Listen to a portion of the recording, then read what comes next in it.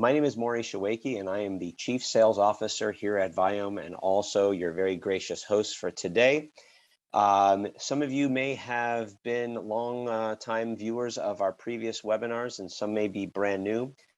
Today we're doing something a little bit different. The last few webinars we've done are really about talking about the Viome process and how it all works, and filling in on our science and our technology and hearing from our experts.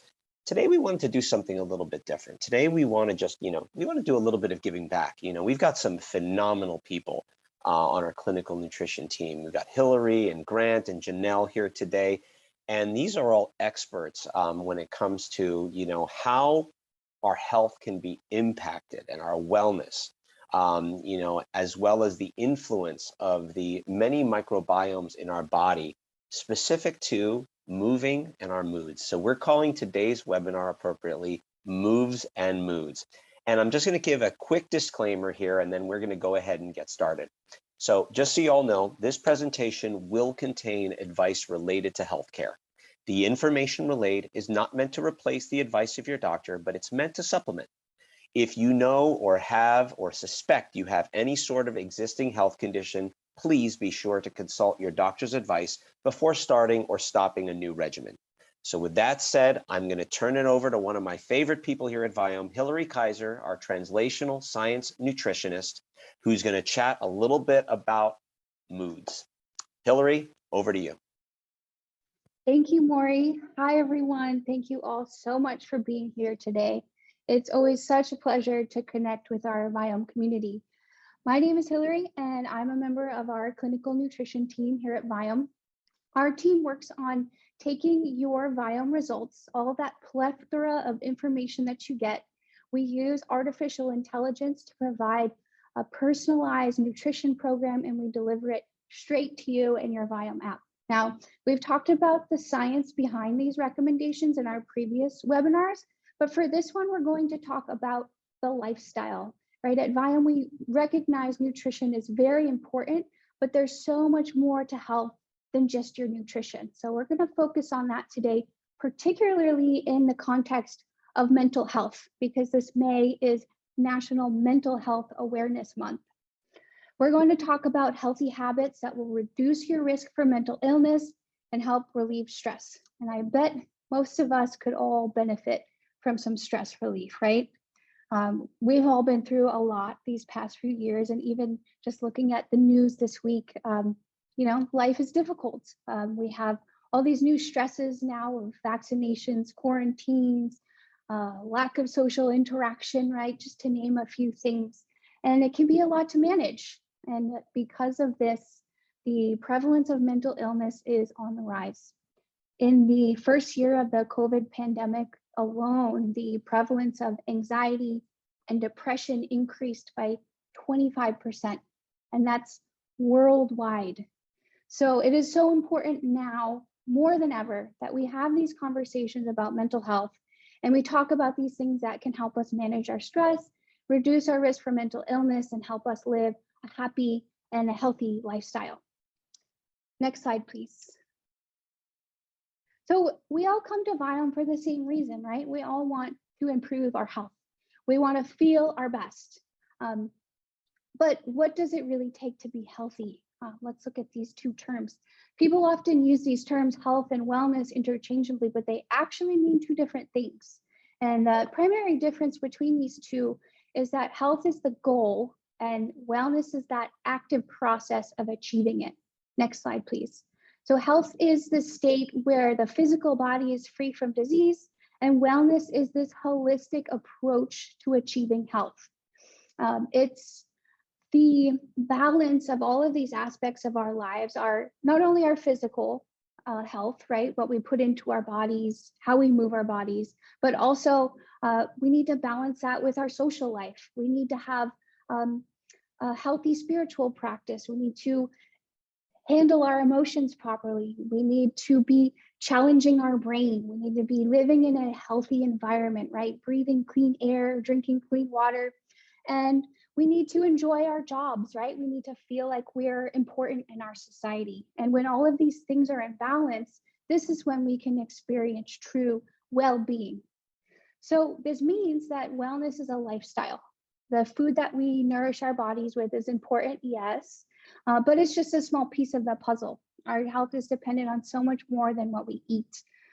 It's how we move our bodies, who we spend our time with, etc. So we're going to talk about some healthy habits that can help us find balance in all of these aspects of our lives. I'm going to talk about two of my daily habits that have been transformative to my health, along with their science-backed benefits, and hopefully it will inspire you to try them out in your wellness lifestyle. So here is a little teaser, sneak peek for the first habit. If you're already doing this first habit, you have a 30% lower risk of depression than those who do not do it. What could that be? Next slide, please. That activity is movement. So we often think about movement to help us manage our weight, but movement is actually a requirement for feeling good. We have an epidemic of sedentary lifestyle right now. 25% of Americans are not getting their necessary amount of activity. And so this inactivity, this sedentary lifestyle, is a modifiable risk factor, meaning that you have control over it if you choose to, not only just for depression, but also for a variety of other chronic diseases like cardiovascular disease, diabetes, cancer, obesity, hypertension, just to name a few. The list goes on. So just like we feed our bodies a healthy diet, we also need to feed and nourish our bodies with a healthy movement diet. Like I said, movement is a requirement to feel good. I'll give you just a few high-level reasons why. There are many reasons, but the first one is that our immune system relies on movement to function, right? So your lymphatic system is a system that helps remove waste from your body, removes bacteria, viruses, toxins, etc. And every step that you take helps it do its job. Every movement helps your lymphatic system do its job. And that's because the lymphatic system doesn't have an organ like the heart to pump fluid around. It just relies on your movement and your contraction of your muscles to make it flow. So movement helps our immune function, which is important right now, more than ever. And then movement helps our mood. As a former fitness trainer myself, I've gotten to see this and experience it firsthand. You see people come in a bad mood, then they move around for a while, right? You go for a hike or whatever your movement is, and then you feel great after, right? Maybe you've experienced that. And that's because movement increases endorphins like dopamine and adrenaline. These are brain chemicals that are associated with feeling happy, feeling confident, feeling less anxiety and stress, and even feeling less physical pain. And then lastly, movement promotes better sleep. We're going to hear more about that from Dr. Grant in a bit, but we all know the importance of sleep, right? When you get a good night's sleep, you have more energy throughout the day, and you just have a better attitude on life. Now notice that I'm not saying exercise. Exercise is essentially movement, but not all movement is exercise. Exercise is typically done in one effort, like one workout. And it's wonderful for your health. I'm not telling you to stop working out or stop exercising, but 1 hour exercise may not be enough to fulfill your movement needs throughout the day, right? You don't need to spend hours a day lifting weights or maybe running on the treadmill, whatever it is, in order to be healthy. These things are great and you should keep doing them. But what I'm advocating for here, and what I think is really important, is that we're moving consistently throughout the day as much as you can. Next slide, please. Hillary, So I just have a quick question about that. Is there a guideline as to the type of movement? In other words, should it involve legs, rather than just arms? Should you be striving for any increase in cardiovascular rate, etc.? That's a great question. Let me talk about these general recommendations and I'll circle back to that. So There are general recommendations. The ACSM, American College of Sports Medicine, and CDC has recommended that you're getting 150 minutes of moderate aerobic activity a week, and that those 150 minutes include 2 full body weight training activities per week. So what I'm advocating here is that you're moving your entire body. you're moving all of your joints, all of your muscles, at least some points throughout the week here. Now, these guidelines also suggest that you're doing this throughout the course of your week. You don't have to do 150 minutes in one shot. Actually, spreading it out through the week can add up to really great benefits. Most experts recommend that you get 10,000 steps per day. I think counting your steps is a really great way to gauge your physical activity levels and to keep yourself accountable. I know personally, before I got a fitness tracker, I thought I was getting plenty of physical activity, but I was so wrong, surprisingly. So wearing a fitness tracker has really helped me see where I'm falling short and helps me to make adjustments accordingly. Now, if you're not getting your 10,000 steps a day already, or you're not getting that 150 minutes per week, we want to make sure that you do it safely. So, and gradually work your way up to that if you're not already there. So maybe it's adding on 100 steps per day, or a couple extra minutes of movement per day, so that you're gradually working your way up. If you're not getting those 10,000 steps, you can easily increase your movement throughout the day by taking some short walks, or maybe you walk to work if you can, or part of the way, or just park further away from your destination. The idea is that you're just making physical activity part of your daily lifestyle. So if it's not walking, maybe you find yourself in an idle moment sitting, maybe watching TV. You could do some, I don't know, sit-ups, squats, maybe a little bit of light stretching just to get your body moving. Any activity is really better than none at all. Next slide. So there are certainly many ways to move, Maury. We are asking for a specific recommendation, but I would recommend just finding a movement that you love. If you love that activity, you're going to comply with it better. You're going to stick with the program. And if you love it, it's even going to provide better mood boosting benefits. Here at the Viome office, we really love yoga and walking. We've been known to take yoga or walking breaks throughout the day. These two activities are pretty low impact, so that makes them accessible to most people. As a longtime yoga practitioner myself, what I've found from yoga that I really love is that it helps not only keep my body flexible, but also my mind. Yoga is an ancient practice with a really rich history, and that Sanskrit word for yoga translates literally to unite or integrate. And that's because with continued practice of yoga, it helps strengthen that body-mind connection. And now this ancient practice— Hillary, you're being a little bit humble. I mean, let's say the truth here. You command that everybody come out of their offices, including our CEO. We all put yoga mats in the middle of the office, and we all do poses, some at different skill sets, but it truly is a fantastic experience. So it's awesome, and I would definitely suggest people who haven't tried it do it. Yeah, it is a lot of fun, and it really boosts the camaraderie here at the office and helps break up your day. You move around a little bit, you feel really good. And the reason why you feel really good, research can now explain it, at least part of the connection. I think there's probably more to it than this, but recent research has shown that an hour of yoga practice boosts the brain's GABA levels by 27%.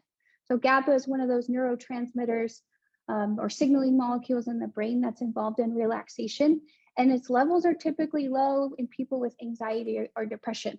So yoga is a great way to get that happiness boost.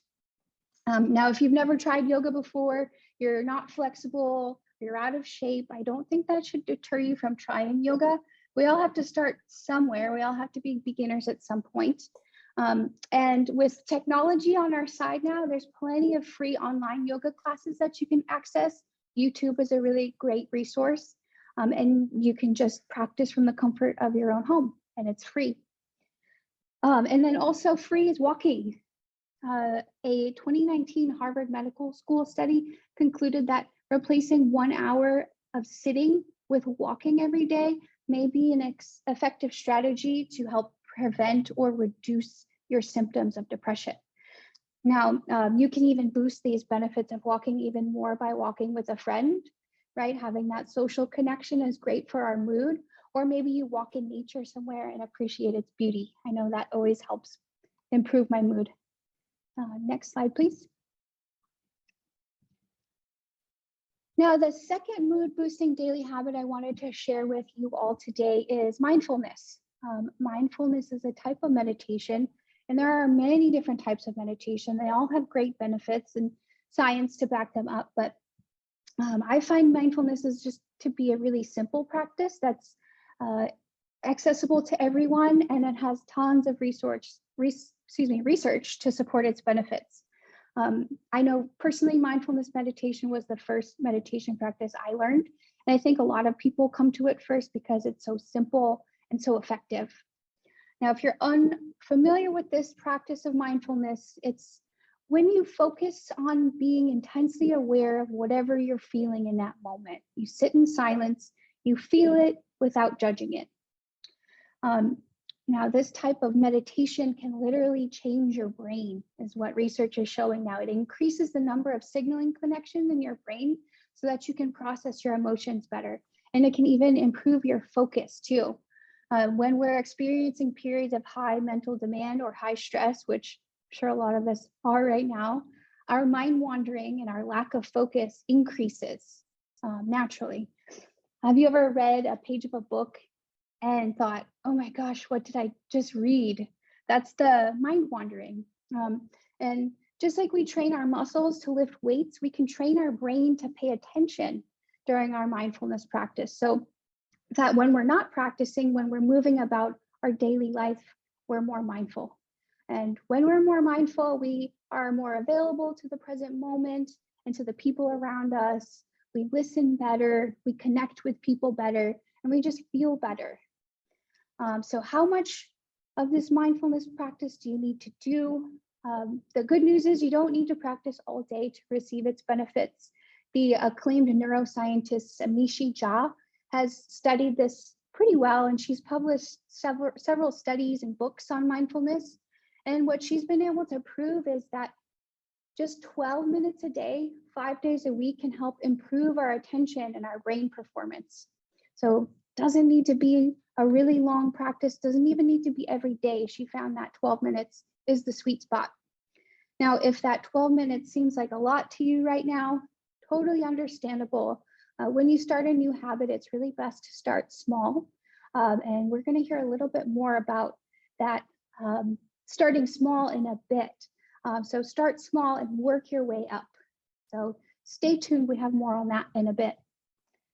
Pass it back to you, Maury. Thank you so much. That was actually incredibly informative. I learned a lot and I really appreciate it. And I agree, you know, healthy mind, healthy body, healthy everything, right? So, all right, with that, I want to pass it along to my favorite naturopath in the world, Dr. Grant Antoine, who is our translational science clinical expert. Grant, my friend, I would love if you could take us through a little bit about what you call the gut-brain axis and why that's important to our health, please. Looking forward to this one. Absolutely. You know, Hillary highlighted a key concept in supporting mental health, all health really, and that's the holistic approach. You know, health is dynamic, biology is dynamic, and so we need a dynamic, integrated approach to improving and maintaining health, right? Establishing healthy habits can be just as important as treatments like medications and mental health counseling when it comes to mental health, if not more so. With that in mind, I'd like to talk briefly about one aspect of mental health that most people don't consider, and that's the microbiome.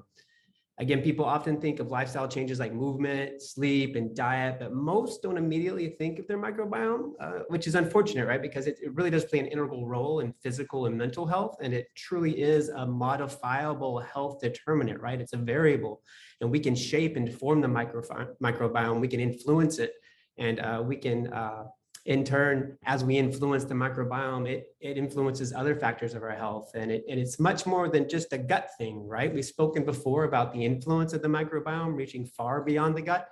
So that's what we're going to talk about. Hillary also spoke about the influence of movement on mental health, but movement also influences the microbiome. Increased physical activity has been associated with increased abundance of health promoting bacteria that protect against things like inflammation, blood sugar spikes, cholesterol, weight gain. Sleep also has a very important role in mental health. Basically, anything that disrupts sleep, it doesn't have to be clinical insomnia. interrupted sleep, short sleep, anything that impacts sleep has been shown to increase symptoms of anxiety and depression. And we also know that poor sleep is actually inflammatory and induces a stress response, which also negatively impacts mental health through increased impulsivity, impaired judgment, decreased cognitive performance.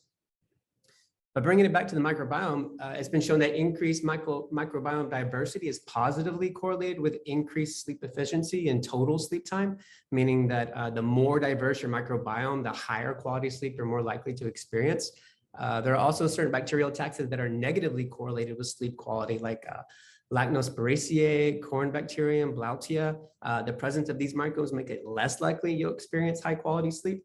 Then there's diet, and I won't go too much into diet, but if you've done a Viome test and received the results and recommendations, then you know exactly how diet plays a role in shaping the microbiome. It impacts your energy and recovery, all important things when it comes to mental health.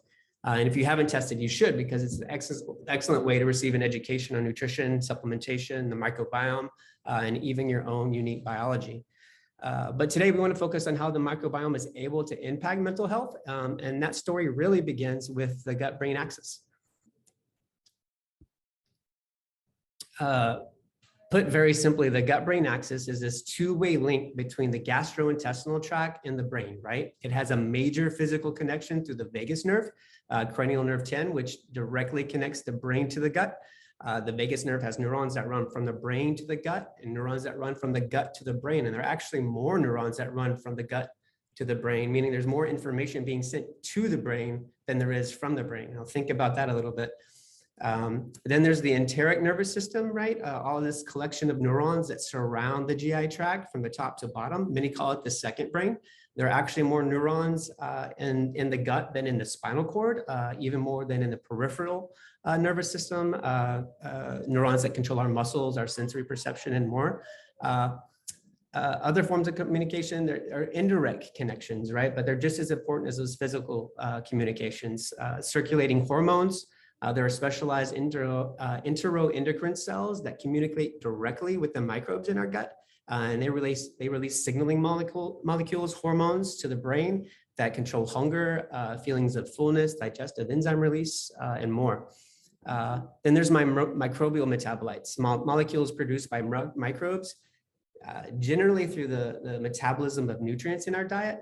These can enter circulation and find their way to the brain, but can also directly influence signaling in the enteric nervous system itself, and also that vagus nerve we mentioned. These metabolites have a variety of effects. Neurotransmitter production, for example. Tryptophan metabolism is an excellent example of this. We'll talk more about this in a minute, but tryptophan being a precursor amino acid to serotonin and melatonin. Then there's immune regulation and communication, right? The gut has a very strong influence on immune signaling, and in many ways sets the tone of the immune system. By doing so, it can directly influence neuroinflammation through the activation of special immune cells in our brain, glial cells. And this activation is implicated in mood disorders like depression, as well as neurodegenerative disorders like dementia and Alzheimer's. Neuroinflammation is also can actually be modulated, can be increased or decreased by the microbiome. Dysbiosis and altered gut microbiota have been shown to increase neuroinflammation, and these findings have been confirmed in clinical studies. So there's this strong connection between the gut and the brain with multiple channels of communication that involve multiple hormonal, immune, and metabolic pathways. But how does the gut-brain axis affect mood, right? Let's get into that a little bit more. So I've laid a basic framework for how the microbiome can influence aspects of health outside of the gut, and how there's a very strong relationship between the gut, the microbiome, and the brain. But before we talk about how the gut-brain axis affects mood, it's important to understand that the gut-brain axis actually plays a direct role in neural growth and development, right? Our brains rely on signaling from the gut and the microbiome to actually develop the complex signaling and networking that constitutes neurological function. When this signaling is disrupted, we see irregular brain architecture and loss of regulation and function.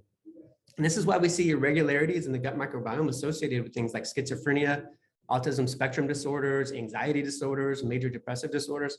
Many have highlighted the role of the microbiome in the maturation of the immune system. And I think this makes intuitive sense to a lot of people because people often associate bacteria and fungi with infections and immunity, but it's just as important for the maturation of the nervous system. So if Hey, Grant, I've always wondered something, whenever I get a sense of, something happening, a trauma, a fear, a stress, you always feel the butterflies in your stomach. Is there like some sort of chemical connection between those emotions and the gut that makes you actually feel that there? Absolutely. There's the mental and emotional triggers, and then there's the chemical and hormonal and biological triggers, and they feed each other, right? It's a cycle. I'll talk a little bit more about that, but definitely connected. So if we've got this idea, the gut-brain axis, it's integral to neural development, and it's not just this far-fetched idea that it's not so far-fetched if the gut-brain axis is integral to neural development that it can influence mood and cognitive function, right? There's a lot that we don't know about the mechanisms at play here, but I want to focus on an area that's received considerable attention and has well-established concepts found throughout the scientific literature. It also happens to be a very relatable subject to most of us. Hillary mentioned it, and that's stress, right? Some people only think of stress as mental issues, but it's also a biological issue, like we just mentioned, a chemical issue. And biological stress can induce mental stress and vice versa. It's actually a vicious cycle, right? And they continue to feed each other. If there's one thing that you leave here with today, it's that the microbiome can induce stress to the nervous system, and this can have downstream implications like loss of attention and focus, impaired memory, even symptoms of anxiety and depression. So how does the microbiome cause stress, right? There's disrupted microbial metabolism and signaling sets off a cascade of hormonal, metabolic, and inflammatory signals that directly influence neuronal function. And ultimately, they produce neuroinflammation. This dysfunction influences neurotransmitter production and signaling, as well as neuronal connections, right? The connections between neurons, and oftentimes causing neurons to withdraw their connections and reinforce what we call impaired or disrupted neural circuitry, right? So you should think of the brain as constantly being renovated and remodeled, kind of like one of those do-it-yourself home remodeling shows, right? Or the local highways. It's under constant construction. And basically, the major roads and highways that are used for communication go under construction, and signaling takes a detour. And continued stimulus reinforces this pattern over time, and this detour and this remodeling can become the new primary architecture. And we see a propensity for some of our brains to go down this path towards dysregulation and impaired mood and cognition. So we all know emotional trauma and our experiences can cause these disorders. We're not discounting that fact, and recent events are all too real, but the microbiome through the gut-brain axis can predispose individuals to anxiety, depression, and also make it more difficult for them to climb out of these disorders, right? They're most likely to get stuck. And that's why we feel that just like movement, sleep, diet, balancing the microbiome should be a standard feature of integrative treatment of anxiety and depression, right alongside talk therapies and even medications. A balanced gut-brain axis can decrease neuroinflammation. It can improve neural plasticity and restore neural signaling that facilitates improvements in brain function, behavior, mood, and cognition. I'm happy to announce that this is a direction we're headed with Viome's integrative health stores. This summer, we're launching our new full body intelligence kit, where we'll introduce our first ever brain and cognitive health scores that will assess the microbial and human host pathway activity that contribute to neurological health. We'll be looking at everything from microbial influence on serotonin production, GABA production, metabolites like ammonia, D-lactate that are associated with neuroinflammation and cognitive impairment, and even biological features of anxiety and stress. We'll also be introducing our new heart metabolic scores and our new oral health scores with our brand new saliva testing kit to assess your oral microbiome.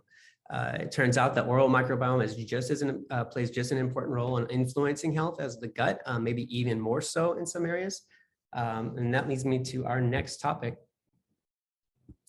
the mini microbiome. So we've talked a lot about the gut microbiome, but there are other microbiomes within and around the human body that also play a very important role. It's Viome's mission. We're here to eliminate chronic disease. We feel that understanding the role and influence of each microbiome will help us in making the discoveries that will help us support that will support us in achieving this mission. You see a few highlighted areas here, but then there's also the skin, the ear, the ocular microbiomes. There's even the vaginal and urinary microbiomes. Of note, here's the nasal microbiome. Nasal colonization of microorganisms have been linked to neurocognitive disorders and neurodegeneration. Unknown to most, there's actually a direct connection from the nasopharynx to the brain. It's cranial nerve 1. It's the olfactory nerve that helps us smell. It actually acts as a passageway for microbes and metabolites to directly enter the cranium and the brain. For the longest time, we thought it was a sterile environment, but microbes can actually travel in and trigger, again, that neural inflammation. Then there's the oral microbiome, which Viome's already shown that contribute to oral and throat cancers, but it's also implicated in cardiovascular and neurological disorders. It turns out that the microbes in our mouth are very important for controlling blood pressure. There are also strong correlations with oral dysbiosis and neurocognitive disorders like Parkinson's and Alzheimer's. All this is very exciting stuff. And with our new saliva testing and oral health scores included in our full body intelligence, we'll be taking a very big step in delivering all this science and technology, which we feel to truly be the future of healthcare, right? We're going to deliver it straight to you, give you the insights into your microbiomes and see how they're impacting your health and what you can do about it, right? And that's really what this is all about, providing you with the technology, the education, the skills to establish a foundation of health. And just like diet, sleep, and movement, the microbiome, it's modifiable, it's actionable. And with Viome's testing and scores, we're really taking the guesswork out of it so you can see true results and again, live your best life. So thank you for listening. Maury, over to you. Grant, every time I hear you, I like you more and more. That was incredibly informative, and I really learned a lot from you today, and I hope the rest of the people watching did as well. That was really out there and pretty amazing. So I don't know how you're going to top this, Janelle, but I know you are, because you usually do. So the next person I would love to introduce on our clinical nutrition team is our senior translational scientist, Janelle Connell. Janelle, you're going to talk a little bit about creating healthy habits, right? I mean, I got a few bad habits, but I want you to focus on the healthy habits today, please, if you don't mind. Yes, we will focus on those. We'll take it in a little different direction. I don't know if I can top Grant, but I might be able to provide some different tips. I just might give Grant my other shirt that he borrowed, so we'll see. I'm pretty in love with him today. I know.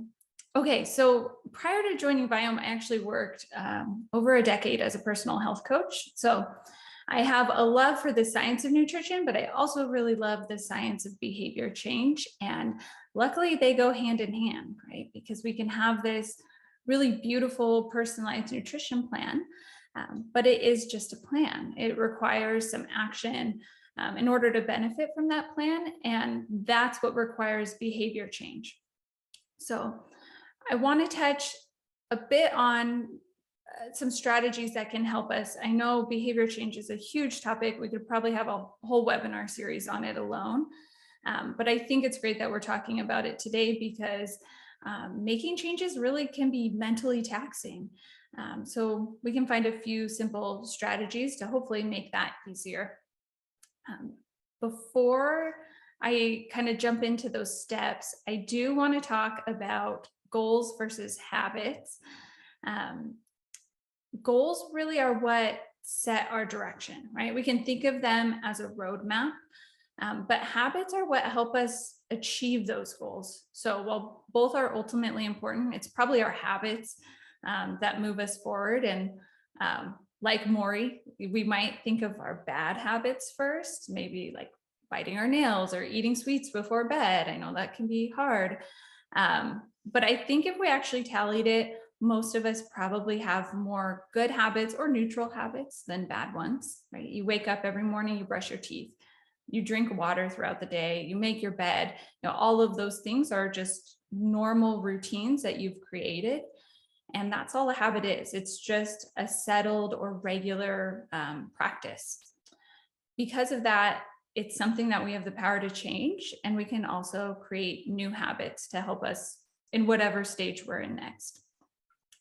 Let's move to the next slide. All right, so when we're working on behavior change and forming new habits, it's really important to first start with your why. Habits should be connected to your value system. And studies even have shown us that, the more we align our core values and principles, the more likely we are to benefit from our goals. I've had so many clients in the past walk through the door and I'll ask them, why are you here? And the first answer I get is, I want to lose weight. And I tell them, this is not your why, right? That is an outcome. And it's not going to be something that will motivate you long-term. So if you're trying to first establish your why, you might want to ask yourself questions like, why is making a change important to me? What about my life might be different or improved if I make a change? How do I want to feel in 6 months, in a year?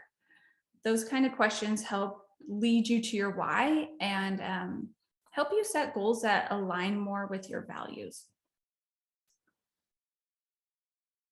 After you set your why, let's see, we've got to start setting those goals. So this, again, it's your roadmap. I mentioned before that habits might drive our behaviors, but setting goals and writing them down is still extremely important. We see that in research. We see that people who set goals tend to have higher self-efficacy.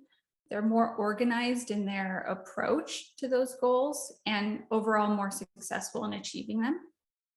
We've all heard about the SMART goal. It's a goal that's specific, measurable, achievable. I think that's the most important, relevant, and time-bound. As we talk about this, I'd like to work with an example. I think that's easiest for me to wrap my head around. So let's say I just received my Viome results, right? And Viome suggests that I eat 7 servings of vegetables per day. And I'm like, all right, I want to increase my vegetable intake. That's a huge goal for me. So I might start off by saying, I will consistently eat 4 servings of vegetables per day by July 30th. You'll notice that I didn't jump all the way to 7 veggies per day, right? I'm setting myself a realistic expectation, and that takes looking at where your starting point is to set that. And I also didn't set an outcome-based goal like I will be at X weight or my blood pressure will be at X number. Rather, we're focusing on the actions that will help us achieve that later on. Once you've got your goal set, it's time to really plan and create systems. I think it was Vince Lombardi who said that the dictionary is the only place that success comes before work. And a little bit of work is needed in order to achieve our goals, right? And that generally comes in the form of planning and creating systems. Hey, Janelle, can I ask a quick question about goals before you go into systems? Yeah. Is there a real difference in between sort of setting a goal mentally, but actually mechanically putting it on a piece of paper and reading it? Yeah, and there are studies that look at those who don't set goals compared to those who do, but only mentally compared to those who do and write them down. You need a tactical, really. It's, Right. something to write down, read morning and night and have there, and I would also assume that, with our lives being so full of so many things we all have to do professionally and personally, that writing it down, just like anything else, that, a list of things that we have to do, does potentially have the potential to reduce that stress load a little bit, because you kind of put it tactically, it's there, you don't have to remember it and things like that. So that probably does help a bit too, I would assume. Yeah, exactly. And I'm a mom of 3. If I don't write something down, like it's gone out of my head the next minute. So we've got to write it down. We've got to constantly remind ourselves of our goals and also the why. I think it's great to write down your why also. With that planning, you can think about systems that help you be more successful. I'm a fan of the home edit. And so if you're a fan of that, you know what a good system is, but you can think of it as just like a tool, something that makes change easier. our example with increasing veggies, so we might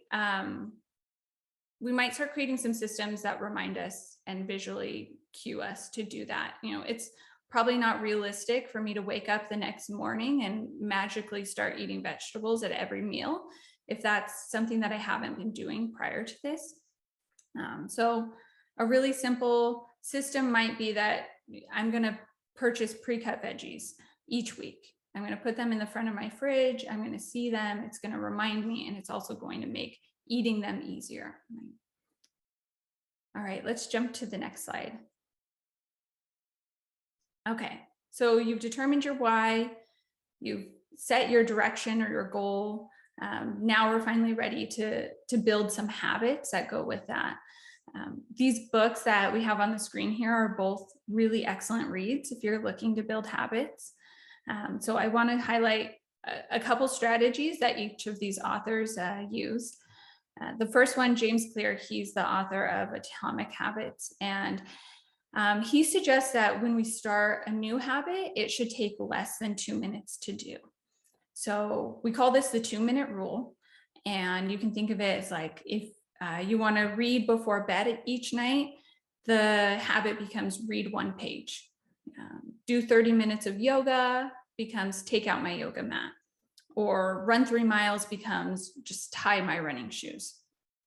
And when you frame your habits in those really achievable ways, it creates a low barrier to entry, and it reduces the chance of failure. I think we all know our New Year's goals, right? If we set these goals that are not realistic, we fail pretty quickly, and we get discouraged. So in this way, if you simply tie your shoes, you're successful. If you tie your shoes and you walk for 30 minutes, you're still successful. I think this is mentally a more gentle way to just train ourselves when we're working on building habits and sticking with them. The other book here, Tiny Habits, this is by BJ Fogg, and he talks about creating a constellation of habits. And so by that, I mean attaching this new habit that you're working on to some of your existing habits. So Maury, if you wake up every morning and you turn on your coffee machine, right? That's something you already do. You probably don't even think about it. If we can hook onto that, you might be more likely to start something new. So for my example here, let's say I'm working on veggies. I'm going to start by eating some baby carrots every morning at breakfast. That takes me less than 2 minutes. It feels super achievable. And I'm going to use this phrase, when I, then I. So when I turn on my coffee machine, then I grab a carrot. Right? I'm going to build onto something I already do. And that's a really simple way to just start with habit formation.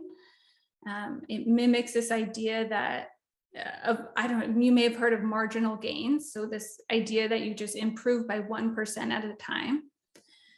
And it might seem slow at first, but those small changes really build on each other very quickly.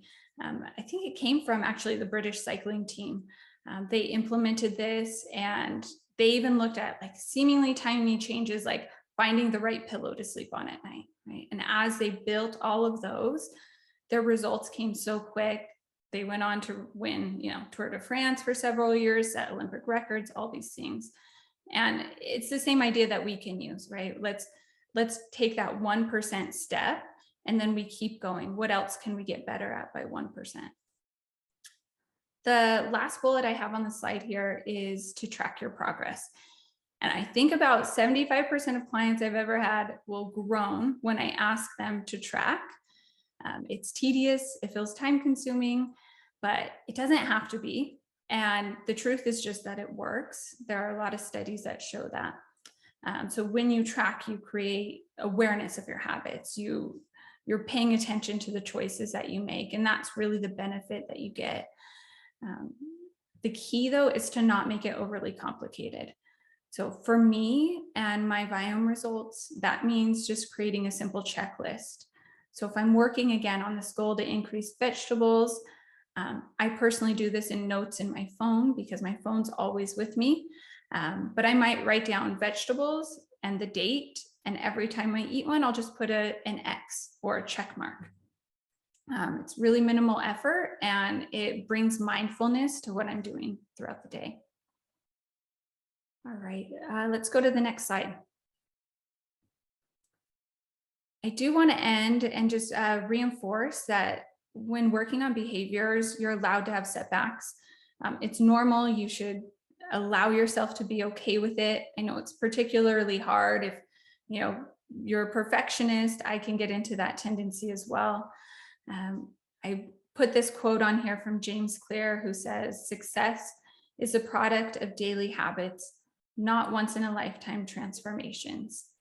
And so that's what we're striving for, setting tiny habits that allows this process to be, more gentle on our mental health.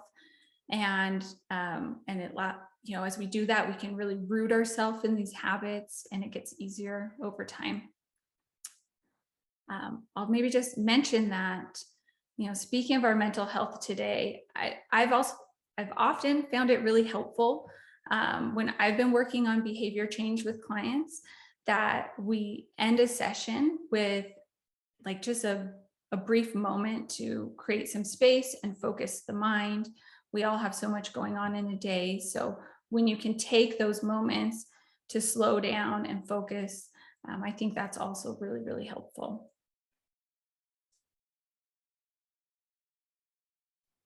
That's amazing. Thank you so much, Janelle. And this has been an incredibly insightful session. And you know what? I want to do something a little different here, if that's okay with everybody. And I might embarrass Hillary. I hope I don't. But you just mentioned something about how in your profession, you used to take moments to kind of end this session. Hillary, I was taking some notes on your presentation, and you said something about mindful moments, something that you used to do. Would it be too bold of me to ask you to walk us through one? I know that, we got a lot of stressful things going on right now, and maybe we could all use it. And what do you think, everybody on the panel? Are you open to Hillary taking us through one of her mindful moments? Absolutely. Yes. Absolutely. Awesome. Let's do it. I would love it if you don't mind, and hopefully the 500 people still on here would benefit as well. So Hillary, I'd like to pass it over to you. Yeah, sure. I'd be honored to. Let's try a 2-minute, right? The 2-minute rule. Try a 2-minute mindful breath practice. This is a practice that you can do anywhere, really, any time of day. I think the practice is really very simple. It includes just sitting, standing in silence, and then fixing your awareness on your breath. And as your mind wanders, which it will, that's the nature of the mind, you just bring your focus back to the breath. So like we do our reps at the gym, that's our reps for the brain, right? The mind wanders, bring it back. So let's give it a shot. Wherever you are, take a comfortable posture. If you're sitting, standing, lying down, just get comfortable. Allow your hands to rest by your sides or in your lap. And when you get comfortable, invite your eyes to softly close. We'll begin this practice by taking several long, slow, deep breaths. So breathe in fully, and then exhale fully. Breathe in through your nose and breathe out through your nose. Now allow your breath to find its own natural rhythm and bring your full attention to your breath. Watch your breath as it enters your nose, travels down your lungs and fills the belly, fills the lungs, expands. And then notice the out breath as your belly contracts, the air moves up through the lungs and then back out your nose. Just rest your attention in your breathing. And when your mind wanders, without reacting to that thought, gently let it go and bring your attention back to your breath. Give your body permission to relax and breathe.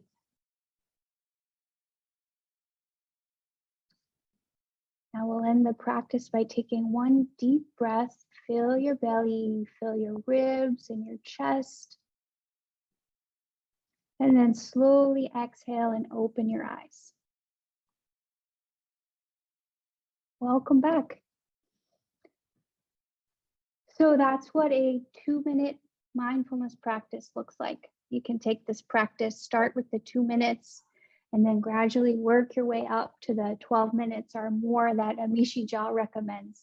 So I hope that you enjoyed that, and maybe you'll consider adding it to your routine. That was Great wonderful. suggestion, Maureen. And that's something that should be done once a day, multiple times a day, as needed. What would you suggest there? All of the above, as much as you can, right? So that sweet spot that Amishi Jha found, she says 12 minutes, 5 days a week to get these benefits of improved focus. In my opinion, the more that you can do it, the better. But if you only have 2 minutes, like any amount is gonna make you feel better and boost your mood. Amazing, thank you. All right, well, with that said, I think we're ready for our next slide, please. And this is our goodbye and our thank you. Really appreciate you joining us here today and our focus on Mental Health Awareness Month, and for being here with Moods and Moves. And we're gonna keep on doing this. We're just gonna keep on giving back. I'm sure we're gonna have more sessions around the actual science. I've seen lots of great Q&A come through, and I know the team is going to be sending out copies of the webinar to those that have attended, and we urge you to keep on attending and being a part of this. And also just wanted to let everybody know that as a thank you for attending, as we normally do, we're going to offer a special code to anybody who wants to buy another Viome test. You can use code MOVES, MOVES, at checkout for an additional $20 off any Viome test, and that will expire this Sunday, May 29th. So with that, I would like to thank everybody for their time today. Wish everybody a very, very happy weekend and happy Memorial Day, safe Memorial Day, remembering those who have given their lives in our armed forces. And from all of us here at Viome, thank you very much. And we really appreciate you joining us on our mission of improving humanity and imagining a world where illness is optional. Thank you so much, everybody. Thank you. Bye-bye.